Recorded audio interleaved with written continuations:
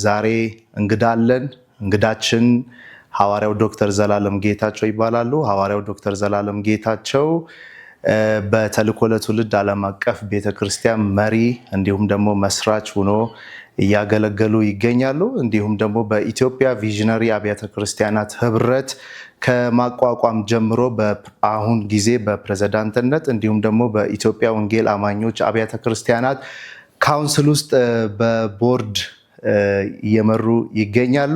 እንግዲህ ዛሬ እንግዳችን ሆኖ በመካከላችን ስለ ሐሳብ እናወራለን፣ ስለ ጥበብ እናወራለን፣ ስለ እውቀት እናወራለን፣ ስለ ቴክኖሎጂ እናወራለን፣ ስለ ቤተክርስቲያንና ስለ ስነ መለኮት ጉዳዮችን እያነሳን ለወጣቱ ለማህበረሰቡ የሚጠቅሙ ጉዳዮች ላይ እንወያያለን። አብራችሁን ቆዩ። ሐዋርያው ዶክተር ዘላለም ጌታቸው በጣም ከተጣበበ ጊዜ ያው ብዙ ኃላፊነት ላይ እንዳለ አውቃለሁ። ከተጣበበ ጊዜ ለዚህ ለዊዝደም ላይፍ ፖድካስት በሰቨን ስፒሪት ቲቪ የሚተላለፈውን እንግዳ ሆነ ስለመጣ አመሰግናለሁ። በዚሁ አጋጣሚ እንግዲህ ቤተክርስቲያናችሁ ተልእኮ ለትውልድ ዓለም አቀፍ ቤተክርስቲያን አዲስ አበባ ላይ የሚገኘው አጥቢያ ባለ 6 ወለል ህንፃና ቤተክርስቲያን አስመርቋል። በእኔ በኩል እንኳን ደስ አላለሁ። እንኳን አብሮ ደስ አለ። እንግዲህ ሐዋርያው ዶክተር ዘላለም ጌታቸው ትፈቅድልኛለህ? አክብሮቱ እንዳለ ሆኖ አንተ እያልክ አወራለሁ ማለት ነው። እንግዲህ ሐዋርያው ዶክተር ዘላለም ጌታቸው ላለፉት 30 ዓመታት በኢትዮጵያ ላይ በተለይ ደግሞ በማስተማር በባለራዕይነት ቤተክርስቲያንን በመምራት አገልግለሃል። እንግዲህ የጭውውታችን የውይይታችን መግቢያ እንዲሆን ብዙውን ጊዜ እንግዲህ በአንተን ሳቅ እኔ ከዩኒቨርሲቲ ተማሪ ያለው የአንተን ትምህርቶች አዳምጣለሁ። አንተን የማቅበት አንዱ ቃል አለች፣ ራዕይ የምትል ቃል፣ ባለ ራዕይነት የምትል ቃል መጀመሪያ የሰማሁት ይሄንን ነው። እንግዲህ በዚህ ዘመን ባለ ራዕይነት ሲባል እንግዲህ ትርጉሙ ብዙ ሆኗል። ባለ ራዕይነት ሲባል ቤተክርስቲያን መክፈት ወይ ቸርች መክፈት ነውና ለጭውውታችን መግቢያ እንዲሆን ለአንተ ባለ ራዕይነት እና ራዕይ ምንድን ነው? ያው ባለራዕይነት የሚጀምረው ከእግዚአብሔር ተፈጥሮ ወይንም የእግዚአብሔር ኔቸር ከምንለው የመለኮት ኔቸር ውስጥ ነው ባለራዕይነት የሚጀምረው።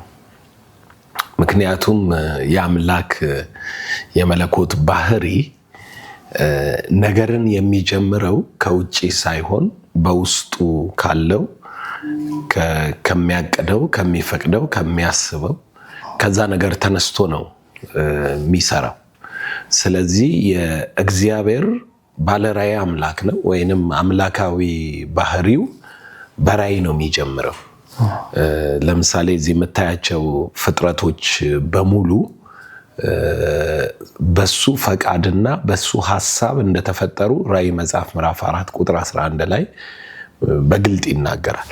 ስለዚህ የማይታየውን ነገር ወደሚታይ ማምጣት፣ የማይታየውን የሌለውን ነገር ወደ መኖር፣ ወደ መከሰት፣ ወደ መሆን ማምጣት የመለኮት ኔቸር ነው፣ ተፈጥሮ ነው። ስለዚህ እግዚአብሔር ምንም ነገርም ፈጥሮ ከሆነ ከመፍጠሩ በፊት ያየዋል፣ ያውቀዋል፣ ያስበዋል እና ይለዋል። ከዛ ወደ መሆን ይመጣል። እግዚአብሔር ሚክስ አድርጎ አይደለም ነገሮችን የሚጀምረው። ነገሮችን ከአንድ ነገር ቀላቅሎ ሶስተኛ ነገር ማምጣት አይደለም የሱ ስራ። ሌሎች ፍጥረቶች ባላቸው ጥበብ ባላቸው አሰራር ያንን ሊያደርጉ ይችላሉ። እሱ ግን አምላክ ስለሆነ ፈጣሪ ስለሆነ ከመፍጠር ነው የሚጀምረው እና መፍጠር የምንለውን ቃል ስንጠቀም በልቡ ያለውን ያሰበውን የፈቀደውን ወደ ኤግዚስተንስ ወደ መገኘት ወደ መሆን ማምጣት ማለት ነው እና ከሱ ባህሪ ተነስተህ እግዚአብሔር ስራ ሁሉ በራዕይ ነው። ራዕይ የሚለው ቃል አንድን ነገር ወደ መታየት ወደ መጨበጥ ከመምጣቱ በፊት በሐሳባዊ ወይንም በእቅዳዊ ዓለም ውስጥ ያለ የቅድሚያ እይታ የቅድሚያ ፈቃድ፣ ሐሳብ፣ ጥበብ ብለህ ስለምትቆጥረው ማለት ነው። ስለዚህ ከዛ ትርጓሜና ሐሳብ አንጻር የመለኮት ባህሪ ነው። በዚህ በኩል ደግሞ ስታየው ያ የመለኮት ባህሪ ያለው እግዚአብሔር የፈጠረው በመልኩና በአምሳሉ የሰራው ሰው ምንም እንኳን እግዚአብሔር ፈጥሮ በጨረሰው ዓለም ላይ ቢያኖረው ግን ገዢነት የራእይ መንገድና ሚስጥር ነው። ይሄ ገዢነት የራእይ መንገድና ሚስጥር ነው ማለት ምን ማለት መሰለህ? አዳም ተሰርቶ ባለቀ ዓለም ላይ ግዛ ተብሎ ከተፈጠረ የገዢነቱ ሚስጥር በውጪ ባሉት ሳይሆን በውስጡ ከሚወጣው ማንነት የሚጀምር ነው። ስለዚህ ከገዢነት ነው ጋር ነው ባለራዕይነት የሚያያዘው። ገዢነት ስነ አዳም ምን ሉዝ አረገ? ከኤደን ገነት ሲወጣ ያው ቀድሞ የተፈጠረለት ዓለም ከኤደን ገነት መባረሩ ከአንድ የአትክልት ስፍራ መባረር ቢሆንም ግን ካለበት ፕላኔት ከሚኖርበት ሁኔታ በውጨኛው ስርዓት አልተለወጠም።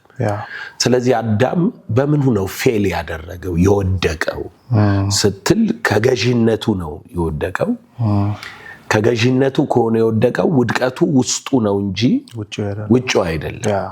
ስለዚህ የመጽሐፍ ሲናገር የአዳምን ውድቀት ልቦናው ጨለመ ይላል። ይሄ ማለት ልክ ጌታ ኢየሱስ ለታሰሩ መፈታት፣ ለተጠቁ ነፃነት፣ ለድሆች ወንጌል ብሎ ለእውሮች ማየት ይላል። ልቦናው ጨለመ። የማየት አቅሙ ወይንም የራእይ አቅሙ ማለት ነው። የልቦና አይን ጥበብ፣ እውቀት፣ ፈቃድ ምናምን የሚባሉ ነገሮች አሉ። ስለዚህ እነሱ ላይ ያተኮረ ነገር ማለት ነው እና ከአዳምም ተፈጥሮ ይዘት ጋር ስታያይዘው አሁንም ራእይ የሚባለው ነገር ተፈጥሮአዊ ማንነትህን የሚገልጥ የሚያሳይ ነገር ነው የሚሆነው። የገዢነትህ ሚስጥር ነው። ስለዚህ ነው ባለራእዮች ገዢዎች ናቸው። ይሄ ምንም ጥያቄ የለውም። ገዢ የሚለው ቃል አለቃ መሆን የሆነ ስልጣን ሹመት ማግኘት ጋር የተያዘ ሳይሆን ገዢ የሚለው ቃል በልቡ ያሰበው ማስፈጸም ወይንም አካል ማስያዝ የሚችል ማለት ነው። አንድ ሰው ተሸናፊ ነው ስንል ያሰበው ሳይሆን ያሰቡት እሱ ላይ ሲፈጸምበት ነው። ወይንም በሌሎች ሐሳብ ቁጥጥር ስር ሲሆን ያንን ያሰቡት እየተፈጸመ ያሉት እነሱ ድንገት በሰው እይታ ፖዚሽን ላይ ላይሆኑ ይችላሉ፣ ግን የሐሳቡ ባለቤቶች ስለሆኑ የሌላውን ሰው ሐሳብ ገዝተውታል። ያንን ሐሳብ የገዛው ሰውዬ እያደረገ ታየዋለህ። ያንተን ሐሳብ ነው ባይ አድርጎ ሲተገብረው የምታየው። አሁን እኔ ብዙ ጊዜ የማመጣቸውን አስተምሮች፣ እይታዎች፣ ነገሮች በጣም ብዙ ሰዎች ሲጠቀሙ ታያለሁ።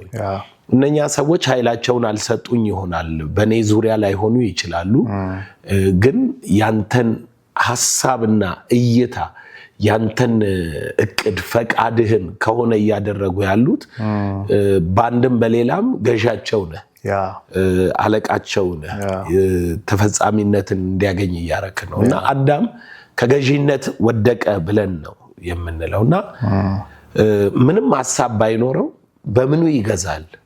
ምንም ራእይ ባይኖረው ምን ያስፈጽማል? ስለዚህ ባለራዕይነት የገዢነት ሚስጥር ነው። ለዚህ ነው እንደ አገር እንደ ተፈጥሯዊ ዓለም የፖለቲካ ስርዓት ስትሄድ ምርጫ ይደረጋል በአገር ለመምራት።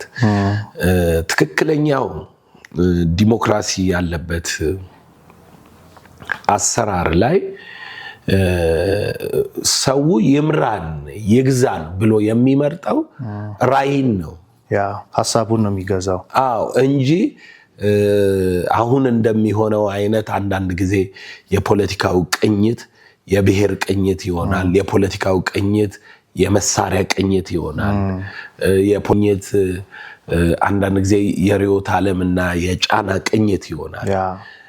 ሪሉ የትክክለኛው ሲቪላይዝድ የሆነ ቶፕ ላይ የደረሰ በጣም ማህበረሰቡ በነገር ሁሉ ይሄ ራሽናል የሆነ አመለካከቱን በሚዛናዊነት የሚጠብቅ ትክክለኛ ማህበረሰብ ሲፈጠር ማህበረሰቡ የሚሆነው የሚመሩትን ሰዎች ትልቅ ራዕይ ያላቸው ብሎ ነው የሚወስደው እንጂ የኔ ጓደኛ ስለሆንክ ብሎ አይልም።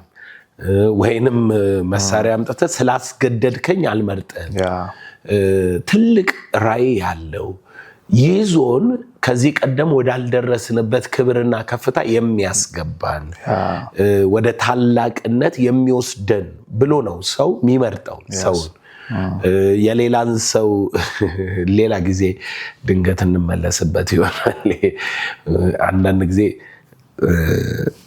ጊዜውና ሁኔታው ሐሳብ የሚሰጥ ሲሆን ዝም ብለህ ልትናገር ትችላለህ እና አሁን ከጥያቄው ውጪ ስለሆነ እንዳልሄድበት ራሴን ሊያዝ ብዬ ነው። ኬዙ ግን አሁን በእኛ ሀገር ያለ ፖለቲካ ላይ ስታየው ሰውን መቃወምን ነው እንደ አማራጭ ፓርቲ ወይንም መሪ ተደርገህ የምትታየው። በተለይ ደግሞ ራዕይ ያለውን ሰው ስትቃወም የሚሻል ራዕይ አምጥተህ ከሆነ ነው ሎጂኩ ልክ የሚሆነው። ግን ራዕይ ያለውን ሰው እየሰራ ያለን ሰው እሱን በመቃወም ፌመስ ሆነ ወይንም ደግሞ እሱም በመቃወም የሱ ተቃራኒ ፓርቲ አቅም ኃይል ነኝ መሪ ነኝ ለአንድ ሳይድ ለብሶተኛ ሳይድ ብሎ ለማሰብ እኔ ምን ያህል ማይንዳችን ኋላ እንደቀረ በተለይ በራዕይ አጀንዳ ላይ ዕውቀት እንደሌለን በትክክል የሚያሳይ ነው። ግን በጥቅሉ ፖለቲካውም ይሁን ማህበረሰባዊ አመራሩ ስርዓቱ ባለራዕይነት የገዢነት ወይንም የመሪነት ቅድሚያ ነው። የመሪነት እይታ ነው። ባለራዕይነት ሰዎች እንደሚያስቡት ምኞትህን ሐሳብህን መታረገው ሳይሆን በአንድ ነገር ላይ ወይንም በአንድ ሁኔታ ላይ ቅድመ እይታ ያለህና ያንን ያየኸውን ነገር ወደ መኖር ወደ መግለጥ ለማምጣት የሚደረግ የህይወት ጉዞን ነው ባለራዕይ የምንለው። እግዚአብሔር ያያትን ምድርና በላዩዋ የሚኖረውን የህይወት ሃቢቴሽን ለመፍጠር 6 ቀን ሄዷል። ባዶ የነበረው ሼፕለስ የነበረውን ምድር ጠፈር ፈጥሮለት ባህርና የብስ ፈጥሮለት ጠፈሩን በከዋክብት ሞልቶ ባህሩን በአሳዎች ሞልቶ የብሱን በአትክልትና በአራዊት በእንስሳት ሞልቶ ከዛ ደግሞ በላዩ ላይ የሚገዛን ሰው ሲፈጥር እግዚአብሔር የራዕዩ ጉዞ ሲጀምር ነው ሁሉን ያየው። ስለዚህ ምድርን ሼፕለስነት ወደ ሃቢቴሽን ወደ መኖሪያ የህይወት ስርዓት ሲቀይራት ባዶ ነበረች፣ የሚሰራባት አልነበረም ከሚለው ነው የሚጀምረው። ስለዚህ እግዚአብሔር ሳይሰራው በፊት ሰውን አይቷል፣ እንዲህ ብሏል። ልክ እንዲሁ ሰውም ደግሞ ገዢ ሲሆን ገዢነት ከውጭ የሚጀምር ሳይሆን ከውስጡ ስለሆነ ከውስጡ በሚያወጣው በእግዚአብሔር ባህሪ እየገዛ እንዲሄድ ነው እና ባለራዕይነት የመለኮት ኔቸር ነው፣ ተፈጥሮ ነው። የሰው ልጅ የገዢነት ሹመቱና ስልጣኑ ነው። ራዕይ ከሌለ ገዢነት የለም። የባለራዕይነት አለመኖር የውድቀት ወይንም የባርነት የዘመን ከንቱነት ምን ይለዋል? ራዕይ ያጣ ትውልድ ወይም ህዝብ ይጠፋል ይላል መጽሐፍ። ዲስትሮይ ያደርጋል። ምን ማለት ነው? ያ ህዝብ ስካተርድ ያደርጋል፣ ይበተናል፣ ወዴት እንደሚሄድ አያውቅም ብቻ ሳይሆን ዘመኑ ይበላል። የመኖርህ ትርጉም ራእይህን አካል ማስያዝ ነው። ለምንድን ነው የምትኖረው ብለህ ብትጠይቀኝ ያሰብኩትን ያቀድኩትን ያየሁትን ለመፈጸም ነው የምኖረው እንጂ መንገድ እየሄድኩ የሚገጥመኝን ሁሉ ወደዚህ ስታጠፍ እየታጠፍኩ ሳገኝ እየበላሁ ብርቱካን ሳላልም መንደሪን እያገኘው ሙዝ እያገኘው በቃ አንድ ነው ያልኩ እያጣጣምኩ ምኖረው ኑሮ አይደለም። ብርቱካን ካለምኩ ብርቱካን ተክዬ ብርቱካን አብቀዬ ብርቱካን አፍርቶ ብርቱካን በልቼ ነው ያሰብኩት ውጤት ላይ ደርሶ ፍሬን መብላት እንድችል ነው የምኖረው። ስለዚህ ከማሰብ ምጀምር ከሆነ ከራይ ነው ምጀምረው ማለት ነው። እና ራይ በጥቅሉ ትርጉሙ ይሄ ነው የሚሆነው። ወደ መንፈሳዊ ራይ ድንገት ቅድምም ብለህዋልና ሰዎች ቤተክርስቲያን መትከልም ምንም ራይ አድርገው ይቆጥሩታል የሚለው ወደ አዲስ ኪዳናዊ ህይወት ስንመጣ ባለ ራዩ እግዚአብሔር ነው። ራዩ ደግሞ አንድ ነገር ነው። ይሄ የምታየው ፍጥረታዊ የሆነው ዓለም ከመላእክት ጀምሮ እስከ ሲኦል ድረስ እስካለው ስርዓት የሚጠቀለልበትና የሚያልፍበት ጉዳይ አለ።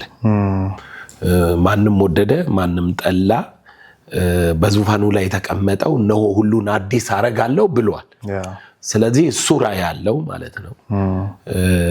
እሱ ያለውን ራእይ ለማስፈጸም ከዘፍጥረት 3 ጀምሮ በዘርህና በዘሯ ከሚለው የአዲስ ፍጥረት ዘር በሚል አምጥቶ ከዛ ደግሞ እየቀጠለ በነቢያት ሲተነብይ ራእዩን ቆይቶ ከዛ ደግሞ ልጁን ልኮ የዚህ ራእይ ዘር ወይንም አካል አድርጎ ጌታችን ኢየሱስ የእግዚአብሔርን ፍርድም ጽድቅም የሚወገደውንም ማስወገድ የሚነሳውንም ትንሣኤ ሰጥቶ ማስነሳት አይነት በኩር ሆኖ ከሙታን ተነስቶ አሁን በአብ ቀኝ ተቀምጦ ሁሉን በሚጠቀልል ስርዓት እየጠበቀ ነው ያለው።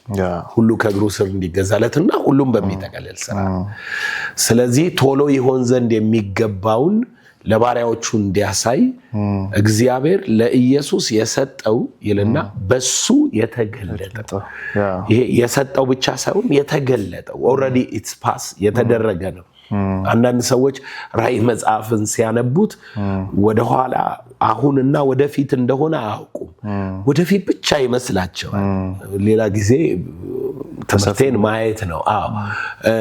ነጥቡ ግን የእግዚአብሔር ራእይ ነው። ያ አይተው እንደሆነ ራእዩ ግልጥ ከመሆኑ የተነሳ አዲስ ሰማይና አዲስ ምድር አየው እስኪል ድረስ ራእይ 21 ድረስ ሄዶ ራእይ 22 ላይ ከተማዋ ውስጥ የሚኖረው ኑሮ ሁሉ ተገልጧል። ግን አሁን እዛ ላይ አይደለንም። ስለዚህ የእግዚአብሔር ራእይ ነው ማለት ነው። ይሄ የመለኮት ራእይ የሁሉ ራእዮች ጠቅላይ ነው። እኔ ብድግ ብዬ በምድር ላይ ስለምኖርበት 80 ዓመት ራእይ ባይ ወይንም ባቅድ ራእይ መጨረሻ አለው፣ ያልፋል፣ ከንቱ ነው። ምክንያቱም የልዑል ራእይ ሁሉን ሊጠቀልል ራእይ አድርጎ ልጁን ልኮ እስከ መጨረሻው ደግሞ ገልጦታል። ስለዚህ ለኔ ራእይ መኖር አሁን አይጠበቅብኝም። ምድር ላይ ንጉስ ለመሆን ባለጠጋ ለመሆን የሆነ ነገር ለመሆን አይጠበቅብኝም። ለምን ብለህ ብትጠይቀኝ ንጉስ የሆንኩበት ራእይ ከሂደት በኋላ ቀልጦ የሚጠፋ የሚያልፍ የሚሻር ነው። ሰማያት ተጠቅልለው ያልፋሉ፣ ምድር ትቀልጣለች፣ በላይ የተሰራው ነገር ሁሉ ይጠፋል። የሳይንስ ራእይ ከንቱ ነው። የቴክኖሎጂ ራዕይም ከንቱ ነው። ምንም ለመኖር ይኖሩበታል፣ እንደ እግዚአብሔር ራዕይ ማለት ነው። የፍልስፍና ራዕይ ከንቱ ነው። የሃይማኖት ራዕይ ከንቱ ነው። ሰዎች ሃይማኖት ይፈጥራሉ፣ ሃይማኖት ያራምዳሉ። ይሄንን የመለኮት ራዕይ የመለኮትን የራዕይ ፍጻሜ የማያውቁ ከሆነ ራዕይ አድርገው ሃይማኖት በምድር ላይ ፈጥረው ሚሊዮኖች ተከታይ ኖሯቸው ከእንደገና ደግሞ ስርዓት፣ ድንጋጌ፣ ጨዋነት፣ ጥሩ ጸባይ ፈጥረው ይጨርሱ ምንም ትርጉም የለውም። ለምን? በዙፋኑ ላይ የተቀመጠው ሌላ ራዕይ አለው እና የእሱ ራዕይ ተፈጽሟልና ያንን ራዕይ ተረድተው ካልኖሩለት የሚኖሩለት አጀንዳ በሱ ራዕይ ምክንያት ይሻራል። ስለዚህ ነው ጳውሎስ እንግዲህ ይሄንን ራዕይ ምን ብሎ ይጠራዋል? በሰማይና በምድር ያለውን ሁሉ በክርስቶስ ለመጠቅለል ነው ይላል። ስለዚህ አሁን በክርስቶስ እየተጠቀለለ ያለ የመለኮት አሰራር ራዕይ እያየክ ማይጠቀለለው ያንተ የሉል ያልሆነው ያንተ ራዕይ ላይ ህይወትህን፣ ገንዘብህን፣ ጊዜህን፣ ነገርህን ኢንቨስት ማድረግ ድካም እንደሆነ ነው ለኔ የሚታየኝ። ታዲያ የሉል ራዕይ እንዴት ይሆናል? ይሄ ባለ ራዕይ እግዚአብሔር በየሲዝኑ ከፍሎታል። ሲዝኖች አሉት። የፕሮፌቲክ ታይም ነበረው። ከእንደገና ራሱ በአካል ወርዶ ሁሉን በበኩርነት በተምሳሌት በመስቀሉ የፈረደበት፣ የሰራበት፣ ያስወገደበት አሁንኑ የእግዚአብሔርና የቤተ ክርስቲያንን ራዕይ በትውልዳቸው ውስጥ ይፈጽሙታል። ስለዚህ አሁን እኔ እየሰራው ያለሁት ራዕይ የዘላለም ራዕይ የዘላለም ሐሳብ ምናምን የሚባል አይደል። እየሰራሁት ያለሁት ራዕይ እግዚአብሔር በእኔ ዘመን ከትልቁ ከዋናው ራዕይ ከሚዘጋው ከሚጠቀልለው ራዕይ ውስጥ በእኔ ዘመን ሰዎችን ይጠቀልላል፣ ትውልድን ይጠቀልላል፣ ያስተምራል። ነገሮች ወደዛ እንዲጠቀለሉ ይሰራልና ሊሰራብኝ የገለጠልኝ ነኝ። ሊሰራብኝ ምን ሊሰራ እንዳለ ያስታወቀኝ ሰው ነኝ እና ራሴን፣ ፈቃዴን፣ ትውልዴን፣ ዘመኔን ሰጥቼው አብሬው እየሰራው ነው እና አንተን ስሰራህ እየጠቀለልኩ ነው። በመለኮት ራዕይ ነው የምጠቀልልህ። ሌላውን ሰው ስሰራ በመለኮት ራዕይ ነው የምጠቀልለው እና በዚህ አይነት መለኮታዊ ራዕይ ውስጥ ነው ያለ ነው እና ቤተክርስቲያን ከፍተን ህዝብ ተሰብስቦ በሳምንት 2 ቀን ዘምረን ምንለያይ አይነት ሰራተኞች አድርገው ሰዎች እንዳያዩን በሰማይና በምድር ያለን የሚጠቀልል ራዕይ አስፈጻሚና የትውልድ ውስጥ ዘመንና ጊዜ የሥራ አደራ የተሰጠን ሰዎች እንደሆንን እንዲያስቡ ባለ ራዕይ ነን ስንል እንደዛ እንዲያስቡ አነቃቃለሁ፣ መክራለሁኝ። ቴንክ ዩ። አሁን ያልከውን ሐሳብ ወደ ኋላ እመጣበታለሁ። ጥሩ ነገር ስለተናገርክ ማለት ነው እመጣለሁ። በስተመጨረሻ ላይ አንድ ጥያቄ ስላለኝ ከዛ ጥያቄ ጋር አነሳለሁ። ወደ ሁለተኛው ጥያቄ ስመጣ እንግዲህ ባለፈው አንድ ፕሮፌሰር ሲንጋፖር ያለ አንድ ፕሮፌሰር ያወጣውን አንድ ጥናት አየሁኝ እና ምንድነው ዓለም ላይ ያሉ በተለይ በዚህ በኢሮፕ አካባቢ በአሜሪካ አካባቢ ያሉ ሰዎች ጥናት ተደርጎባቸው በሚሰሩት ስራ ሪሰንትሊ እየሰሩ ባሉበት ስራ ላይ ደስተኛ እንዳልሆኑ ነው ጥናቱ የሚያሳየው እና አብዛኛው ሰው የሚሰራውን ስራ ልክ ከሆነ ኤጅ በኋላ ወጣት እያለ ሞቲቬት ይሆናል የሆነ ነገር ለመስራት።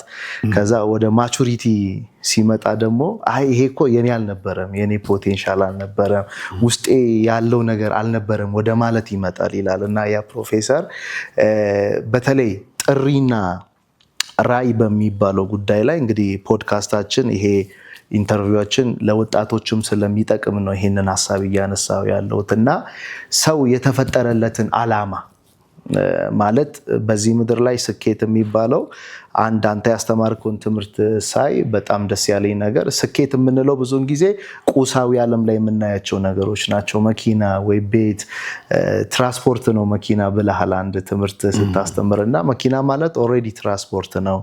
ቤት ማለት ኦልሬዲ ሸልተር ነው ማለት እዚህ ውስጥ አሁን ይሄ የሚያምር ቢሮ ነው፣ ያንተ ቢሮ ነው። ከዱሮ ካንተ ቢሮ ቄራ ከነበረው የኛው የተሻለ ነው፣ ያምራል እንግዳም ለመቀበል ማለት ነው። ግን የተጠራበት ለዚህ ቢሮ አይደለም እና ሰው አንዳንዴ ስኬት የሚለው ቁሳዊ ነገሮችን በማየት ነው። ያልተሳካልኝም የሚለው ሰው የሆነ ቁስ ስለሌለው፣ ቤት ስለሌለው፣ መኪና ስለሌለው ነው ሰው አልተሳካልኝም የሚለው እና በዚህ ላይ በደንብ እንድታብራራልኝ የሚፈልገው ለምን ብዙ ሰውን ይጠቅማል ብዬ ስላሰብኩ ነው። እና ይሄ ፕሮፌሰር ሰዎችን ሲጠይቅ ደስተኞች አይደለንም። ኦልሬዲ ልጅ ስላለን ቤተሰብ ስለመሰረትን ህይወታችን መቀጠል ስላለበት ነው እንጂ የኔ አልነበረም ውስጥ ያለው ፖቴንሻል ወይ የሚለው ነው። እና ግን ውስጡ ባለው ፖቴንሻል በኳስ ስኬታማ ነው። ስለዚህ ይሄ ጉዳይ አንተ እንዴት ታያለህ? ሰው እንዴት ነው የተፈጠረለትን ዓላማ አውቆ ኑሮ ማለፍ የሚችለው? እንዴት ነው ጥሪውን ሰው የሚያውቀው? በመንፈሳዊ ዓለምም ላይ ሰው ያለ ቦታው ከሆነ ድካም ነው፣ ጥፋት ነው የሚያመጣው እና በሴኩላሩ ዓለምም በመንፈሳዊ ዓለምም ሁለቱም ባላንስ እያደረግ ለተመልካቾቻችን፣ ለወጣቱ፣ ለማህበረሰቡ ሰው እንዴት ነው ጥሪውን የሚያውቀው? ውስጡ ያለውን ፖቴንሻል አውጥቶ በምድር ላይ እንዴት መኖር ይችላል? እሱን ብትነግረን።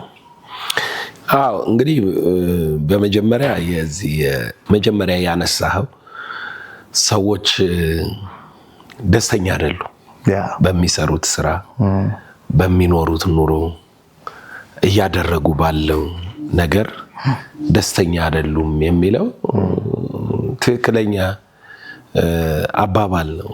ለምንድን ነው ጥናቱ እንግዲህ የተካሄደበት አካባቢና ሁኔታ ይኖራል።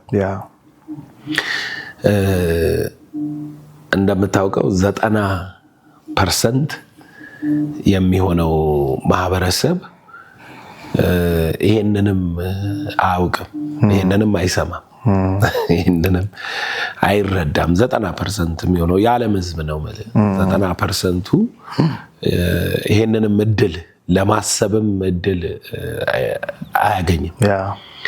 ለምን? ምክንያቱም የህይወቱ ስርዓት ሰርቫይቫል ነው። የሰርቫይቫል ስርዓት ማለት ምን ማለት ነው? ሰውየው በምድር ላይ ስለ መኖር ነው የሚያስበው እንጂ ስለ ስኬት ወይንም ደግሞ ሊገዛ፣ ሊያደርግ፣ ሊፈጽም እንደመጣ አይደለም ሰውየው ከመወለዱ ጀምሮ የሚያስበው። ይሄ 99% እንደዛ ይመስለኛል ጨራሽ ሳየው። ስለመኖሩ ጤነኛ ስለመሆኑ ነው የሚጨንቀው፣ ስለመብላቱ ነው የሚጨንቀው፣ ቤት ስለማግኘቱ ነው የሚጨንቀው። ገባ?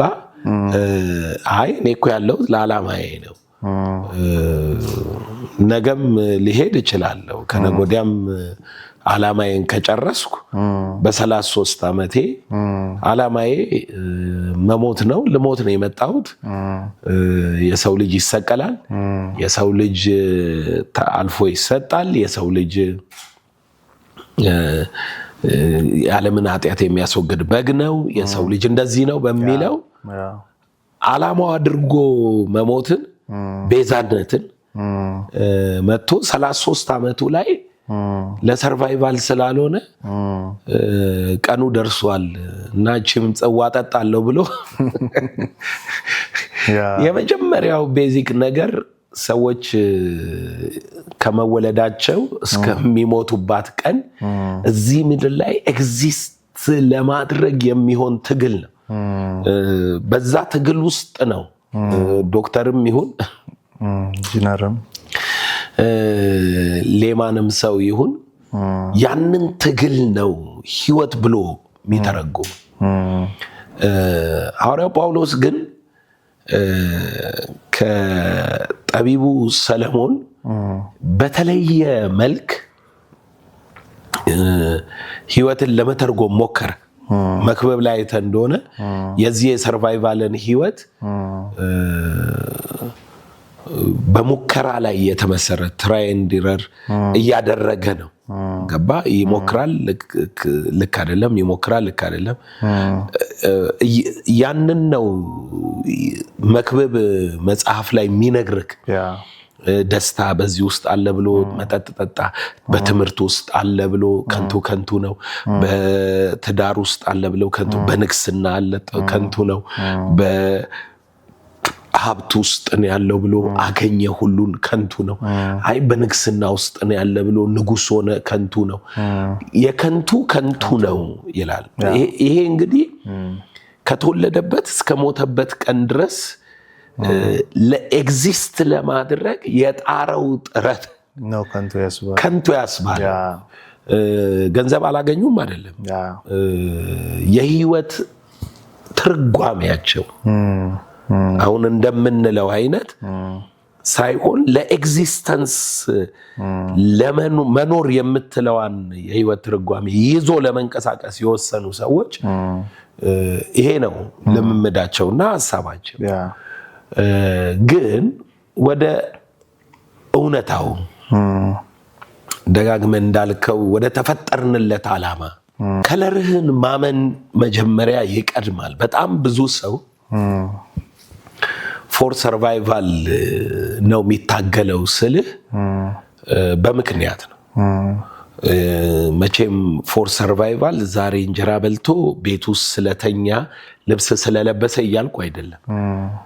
ንጉስም ሆኖ ስለመኖር የሚያስበው ኤግዚስት አድርጎ እድሜው ቀጥሎለት ንጉስ ሆኜ በምድር ላይ ብሎም ቢሆን የሚኖረው መኖሩን የሚተረጉመው ከሚኖርለት ዓላማ አንጻር ሳይሆን መኖሩን የሚተረጉመው አቺቭ አረጋለሁ ንግስናን ብሎ ካሰበው ከሆነ ከንቱ ነው። የከንቱ ነው የሚልክ። ስለዚህ የመጀመሪያው ትርጓሜህን ማስተካከል አለብህ። የህይወት ትርጓሜ ምንድነው የሚለውን ማለት ነው። የህይወትን ትርጓሜ ልመልስ ሳይሆን እኔ እንዲህ የምትመልሰውም ስላልሆነ ማለት ነው። እንደሱ ሳይሆን ግን ቢያንስ ምን ማድረግ አለብን? በዚህ በማንነት ወይንም በአሻራህ በአይንህ ይሁን በድምጽህ በጣትህ አሻራ ተብለው በሚጠሩ ነገሮች ከለር ማመን አለብህ። ዩኒክ ነኝ ብለህ መቀበል አለብህ። የመጀመሪያው ስቴጅ ማለት ነው። ሁሉ ሰው ለፓይለትነት እየሮጠ ነው።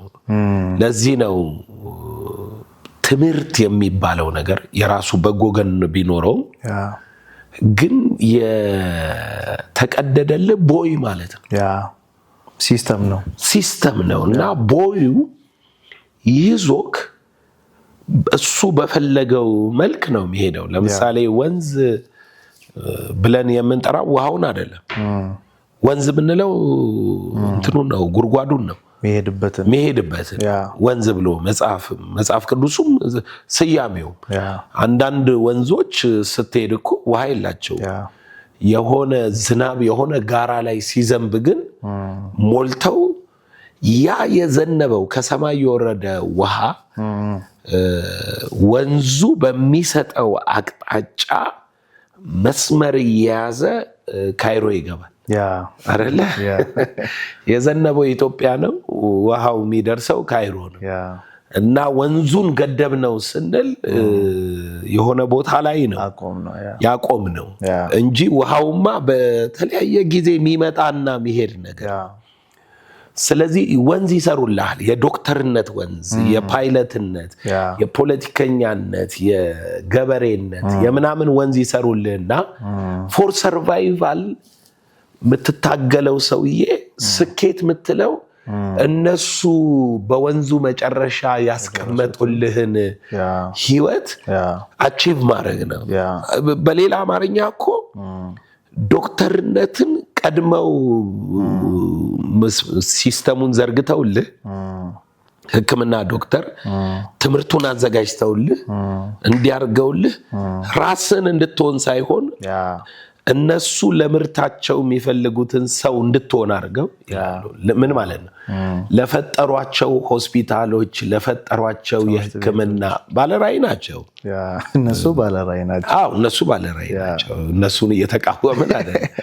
ለፈጠሯቸው ሆስፒታሎች ሰራተኛ ነው የምትሆነው።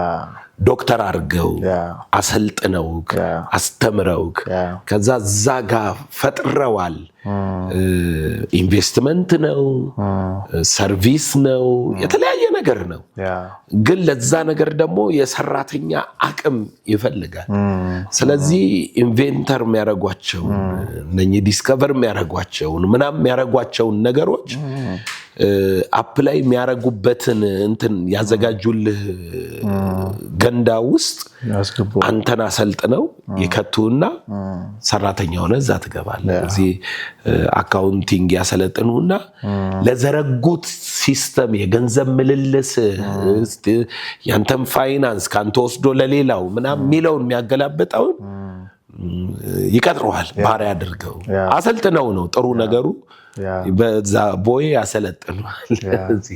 ፓይለትም ሲያረጉ ላቋቋሙት ኤርላይንስ እና የትራንስፖርት ባለራዕይነታቸው ፍጥነት ምናምን እያሉ ለፈጠሩት ነገር ባለራዕዮቹ ለፈጠሩት አንተን አሰልጥነው እዛ ስራ ውስጥ ያስገባዋል። ስለዚህ ምን ማለት ነው? ፎር ሰርቫይቫል ስንል እያወራን ያለ ነው ሰዎች መሰረታዊ የኑሮ ነገር ያስፈልጋቸዋል አያስፈልግም የሚለው አይደለም። ራዕይ አለኝ የለኝ የሚል ሐሳብ አይደለም። we are talking about the system። ስለ ሲስተሙ ነው የምናወራው። ከለርህን ስታምን ግን እውነተኛ ፖቴንሻልን ስታምን ሲስተሙም ውስጥ በጣም አስፈላጊ መሆንክ ይገባል። ሲስተም እኮ ነው። ለምን ሲስተሞች መጨረሻ ላይ የግሎቡን ወይንም የዓለሙን የህይወት ስርዓት የሚወስኑ ነገሮች ናቸው። የአገሪቱን ሂደት ስርዓት የሚወስኑ ነገሮች ናቸው። ስለዚህ ከለርህን ማመን ወደዛ ሲስተም ውስጥ በትክክል ገብተህ ፍሎ እንድታረግ ያደርጋል።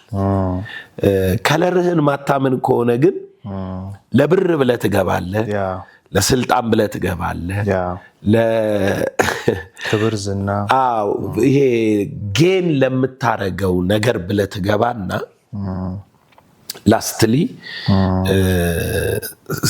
ባለራዕዩ የሚያቀደውን ሲስተም ሳታገኝ አንተም ራዕይ ሳይኖርህ ፖቴንሻልህም ተገልጦ ሳይወጣ ይሰለቻል።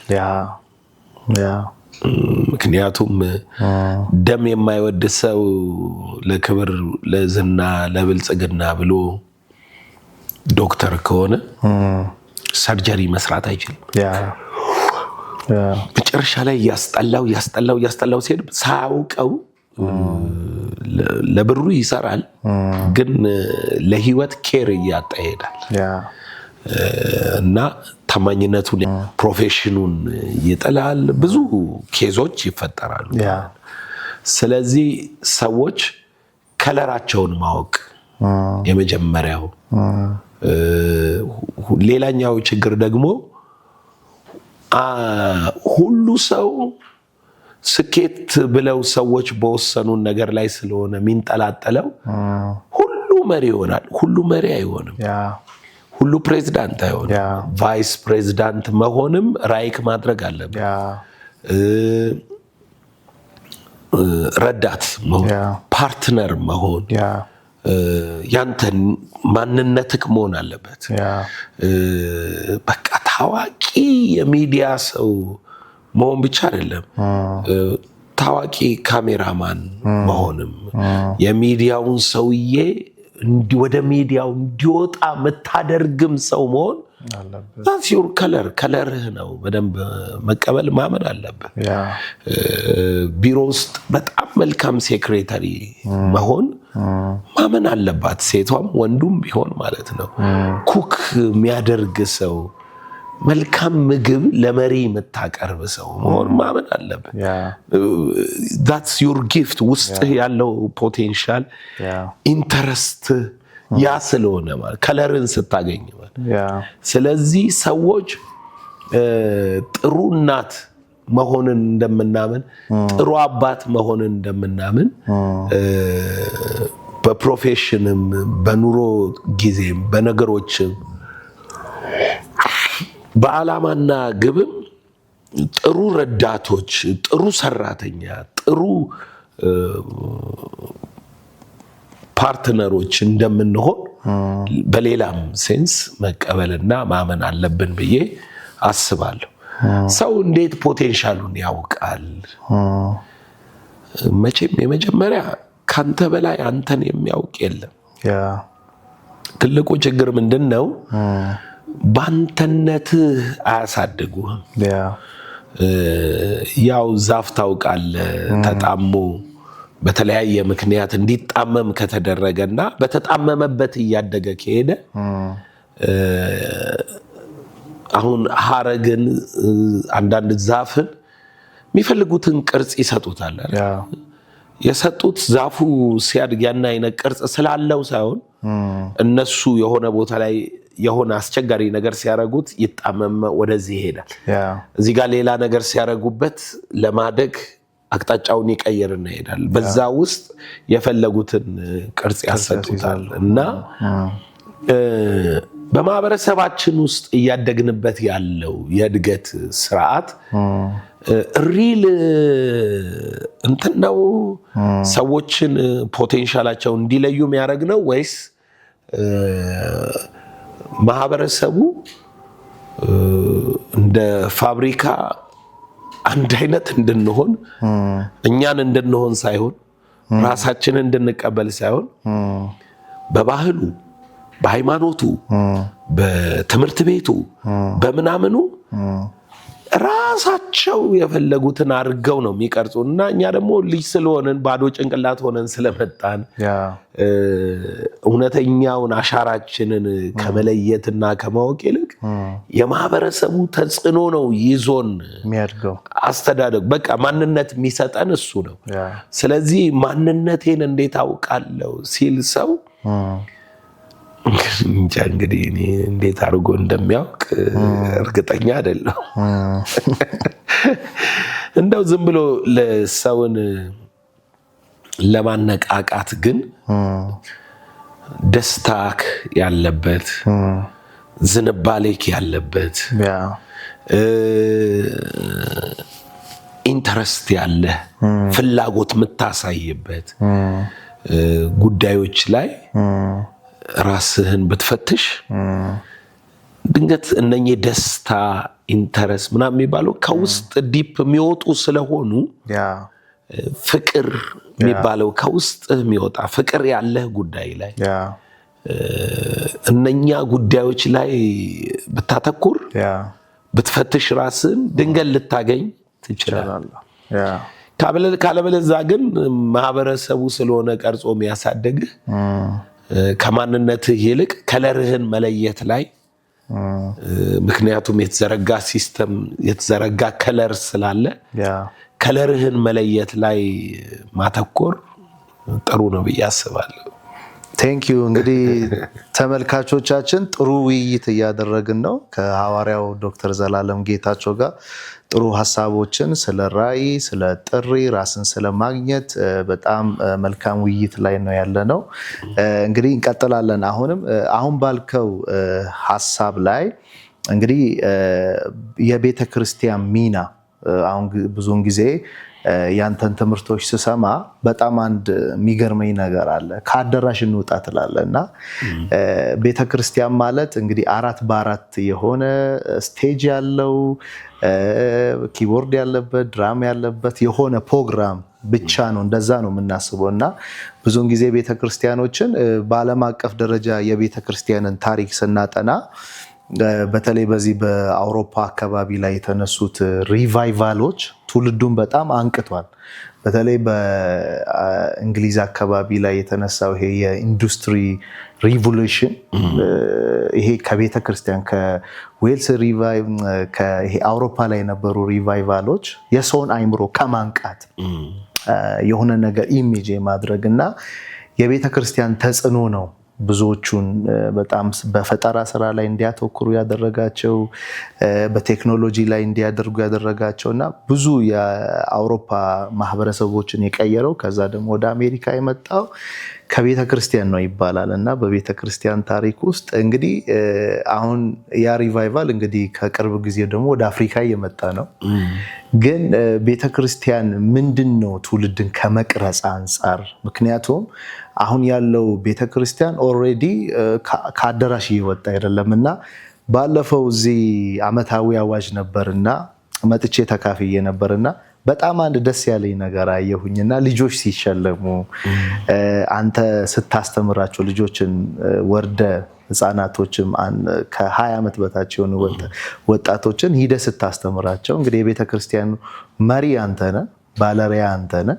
ግን ወርደ ለትውልድ አስበ በተለያዩ ፕሮፌሽኖች በሚዲያ ሊሆን ይችላል፣ በአርት ሊሆን ይችላል፣ በስዕል ሊሆን ይችላል፣ በቴክኖሎጂ ሊሆን ይችላል እና ያ ልጆች ሲመረቁና ሽልማት ሲሰጣቸው ሰርቲፊኬት ሲሰጣቸው አየውኝና ይሄ ነገር ብዙ ቤተክርስቲያኖች ፎሎ ሊያደርጉት የሚገባው ነገር ነው ብዬ አሰብኩኝ። ምክንያቱም ቤተክርስቲያን የእሁድ ፕሮግራም ብቻ የፎስ ፕሮግራም ብቻ ሊሆን አይገባም። ይሄ የተሰበረ አጥንት ካለ ተፈውሶ ይሄ አይምሮ ደግሞ ባለበት ቦታ ላይ እንዲሰራ ደግሞ መቅረጽ አለበትና በዚህ ረገድ ቤተክርስቲያን ካደራሽ ወጣ ትውልዱ በፖለቲካውም ኢንፍሉዌንሻል እንዲሆን፣ በፈጠራው ኢንፍሉዌንሻል እንዲሆን፣ በሳይንሱ ኢንፍሉዌንሻል እንዲሆን የቤተ ክርስቲያን ተጽዕኖ በሀገር ላይ ማለት ያ ነው እኔ በሚገባኝና በዚህ አንጻር አንተ በምትመራው ቤተ ክርስቲያን በጣም ደስ የሚል ነገር አይቻለሁ እና እንግዲህ አንተ አሁን ወደ ካውንስሉ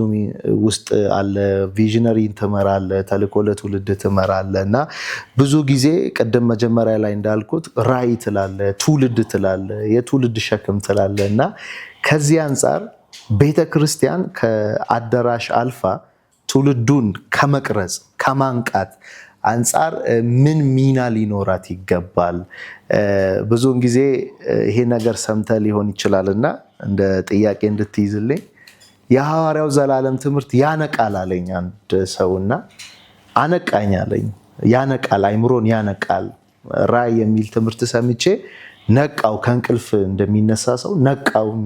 ከዛ በኋላ ቢዝነስ ጥሩ እየሆነ መጣ፣ የቢዝነስን ስትራክቸር ቀየርኩኝ ብሎ አንድ ሰው አውርቶኛል እና ከመጣውበት ከተማ ቤተክርስቲያን ከመንፈሳዊ ነገር ውጪ ትውልዱን ከማንቃት አንጻር ከአዳራሽ ወጥታ ትውልዱን ሼፕ ከማድረግ አንጻር ምን ሚና ይኖራታል? አንተ ውስጥ ልብ ውስጥ ያለው ኢትዮጵያ እንድትቀየር እቺ ሀገር እንድትቀየር የክርስቲያን ማህበረሰቡ በተለይ አሁን የኢትዮጵያ ወንጌል አማኞች እንደ ሃይማኖት ከተቋቋመ በኋላ በኢትዮጵያ ላይ ይሄ ትልቅ ታሪክ ነው። በዛ ላይም ደግሞ አንተ ብዙ ፑሽ ስታደርግ እንደነበረ አውቃለሁና ከዚህ አንጻር አሁን ያገኘነው እድል ምንድን ነው? ትውልዱን ደግሞ ቤተክርስቲያን ካዳራሽ ወጣ እንዴት ነው ሼፕ የምታደርገው የሚለው ላይ ትንሽ ሀሳብ ብትሰጠኝ ደስ ይለኛል። ምክንያቱም እውነተኛ ቸርች ኤክሌሽያው ነው። ኤክሌሽያው ደግሞ ትርጉሙ the called one ማለት ተጠርቶ የወጣ የተጠራ የሚል ነው። የተጠራ የሚወጣ የወጣ የሚል እንጂ የሚከማች እቋሪ አዳራሽ ውስጥ ያለ መሰብሰቢያ ቦታ የሚል ሐሳብ አይደለም። አየህ፣ ከትርጉሙ ነው ነገሩ መበላሸት የጀመረው። ስለዚህ አሁን እዚህ ጋር የተተረጎመው ኤክሌሽያ የሚለው the called one ወይንም ተጠርቶ የመጣው ህዝብ በምድር ላይ የሚኖር ማህበረሰብ፣ ነገር ግን አንድ መለኮታዊ ራዕይ ያልን ስናወራ የነበረው የአምላክ መለኮታዊ ጥሪ የደረሰው የልጁን ሞትና ትንሣኤ፣ የልጁን ስልጣንና ኃይል፣ የልጁን የህይወት ፍሬና ምስክርነት፣ የልጁን ብርሃንነት በምድር ላይ በሚኖሩ ሁሉ ፊት የሚገልጥ ማለት ነው። ይሄ ማለት በጣም ግልጥ ሆኖ እንድታየው የሚያደርግ ኢሳይያስ 60 ተነሽና አብሪ የሚለው የቤተክርስቲያን ማንነት ብርሃን ወጥቶልሻልና የእግዚአብሔር ክብር ባንቺ ላይ ወጥቷልና ስለዚህ ተነሽና አብሪ አሕዛብን ድቅድቅ ጨለማ ሲሸፍን ባንቺ ላይ የክብሩ ጸዳል ይታያል እና አሕዛብ ወደ ክብርሽ ጸዳል ይመጣሉ ኮልድዋን ይሆናሉ ልካየው ይጠራሉ በሌላ አማርኛ እኔም አንተም ማናችንም ክርስቲያኖች ብርሃናችንን ስናበራ ሰዎች ያንን ብርሃን አይተው ወደ ክብርህ ጸዳል ወደ ብርሃን ነጸብራቅ ባንተ ወደ ሻይን ወደሚያረገው ግሎሪ ይሄ ዊዝደም ብሌሲንግ ጤንነት ይሄ ብርሃን ውስጥ ያለው ፍሬ ቅንነት ፍቅር እምነት ቅድስና ህይወት ድፍረት ምናምን የሚባሉ ነገሮች ወደነኛ ይማረካሉ አትራክት ያረጋል ብርሃንክ ሲበራ ተነሽና አብሪ ሚላት እሱን ስለሆነ ማለት ነው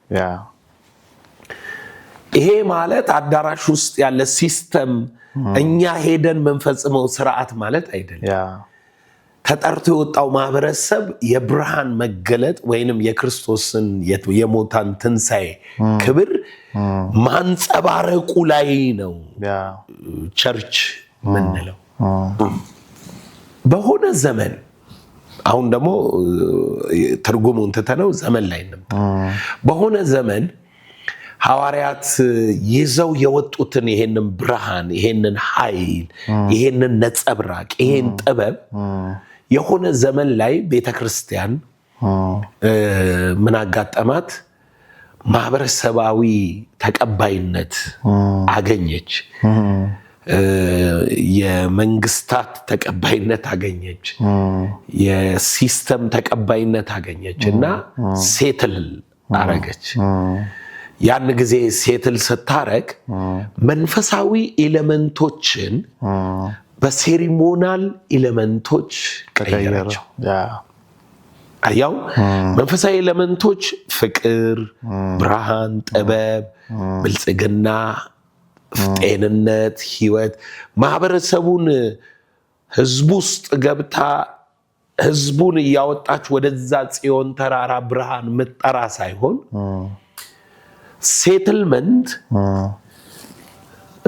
እሷ ራሷ ቁጭ ምትልበት ሆነና መንፈሳዊ ኤሌመንቶች በሴሪሞኒያል የብሉይ ኪዳን ኤሌመንቶች መለወጥ ጀመሩ ለምሳሌ በብሉይ ኪዳን መቅደስ አለ አሁን ግን መቅደስ ሰው ነው አዲስ ኪዳን ላይ ቤተክርስቲያን ሴትል ስታረግ ሰው መቅደስ መሆኑን አስተታ ቤተክርስቲያን ወይንም ኮንግሪጌሽን ምንለውን ወደዛ ፎከስ አረገችና ሰዎች እየመጡ አንድ ቦታ ላይ የአምልኮ ስርዓት የሚያረጉበትን ስፍራ መቅደስ እያለች ጠራች ይሄ በእኛም ሀገር ያለው የጥንት ቤተክርስቲያኖች ትምህርታቸው ውስጥ የምታገኘው ይሄንን ነው የሐዋርያቱ መቅደስ የላቸው ሐዋርያቱ መቅደስ እናንተ ናችሁ ስትሰበሰቡ ብልቶች ናችሁ እናንተ የጽዮን ደጆች ናችሁ እናንተ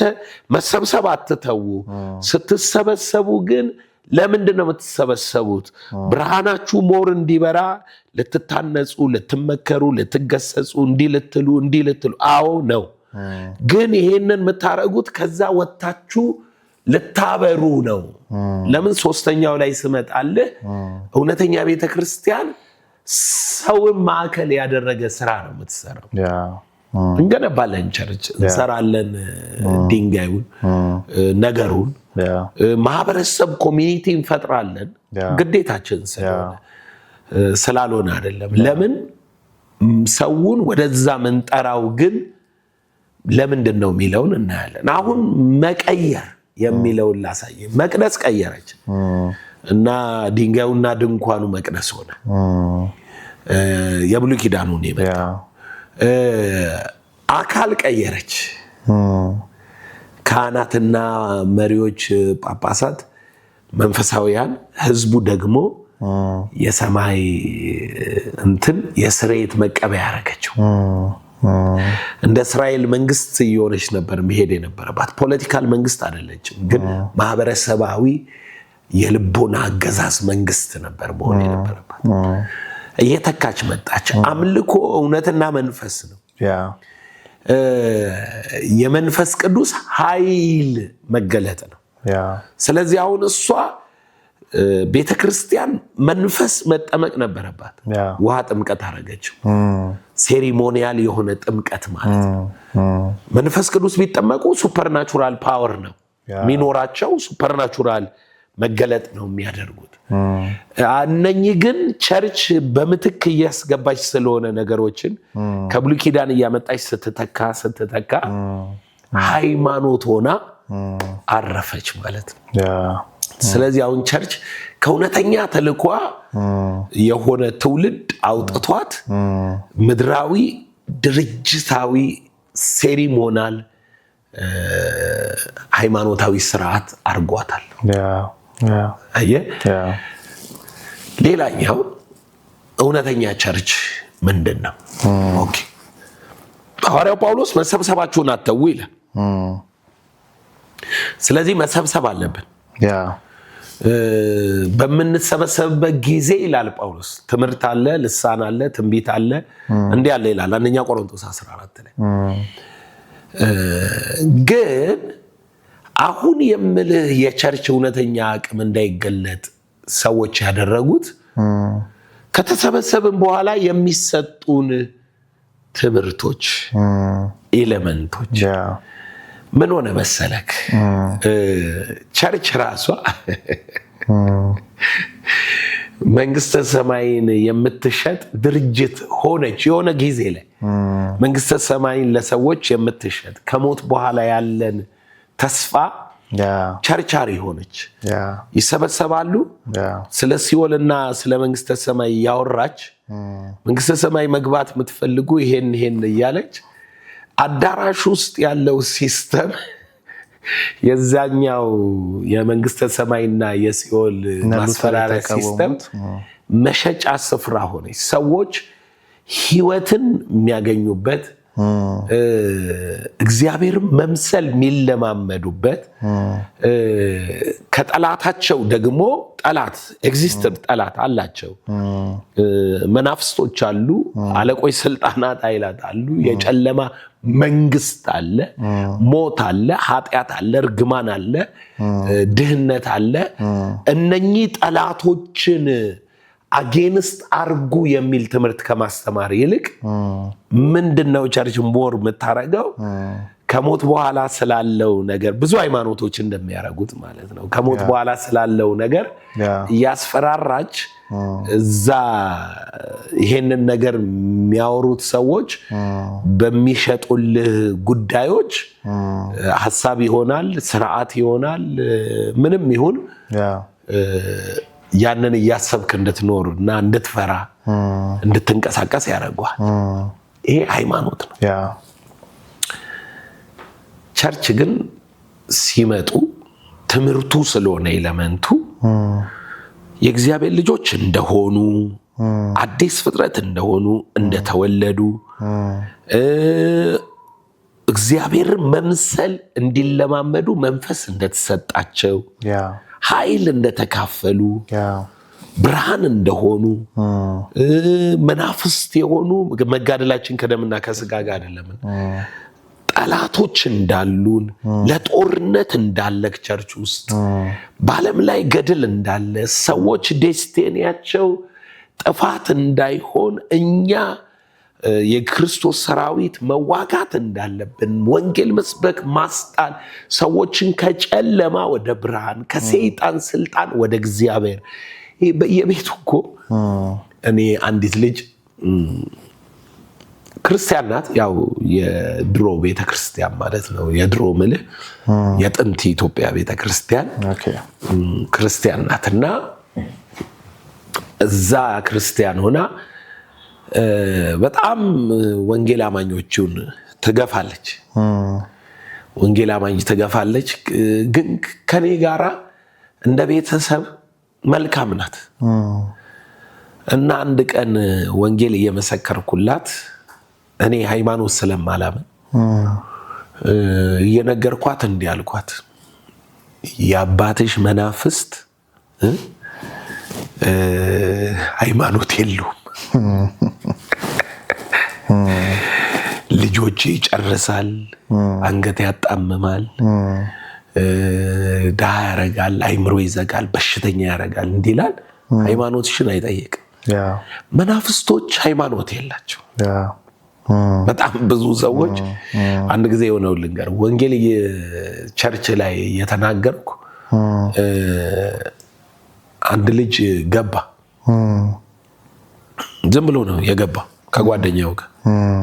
ከዛ ክርስቲያን አይደለም እስማኤላዊ ነው እና ገባ። ስጸልይ እኔ ለካ የመናፍስትን ስም እየጠራው ጸልያለሁ።